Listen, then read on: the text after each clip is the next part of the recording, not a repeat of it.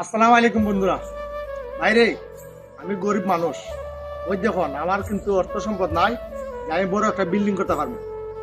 এখন মোটামুটি আপনারা দোয়ায় ওই দেখুন, আমি আমার স্বপ্নের বাড়ি বাউন্ডারি আছি।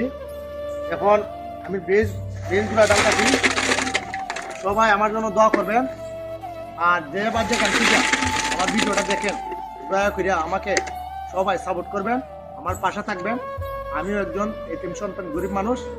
আমার পাশে থাকার চেষ্টা করবেন, যতটুকু পারেন একটু সাপোর্ট করবেন।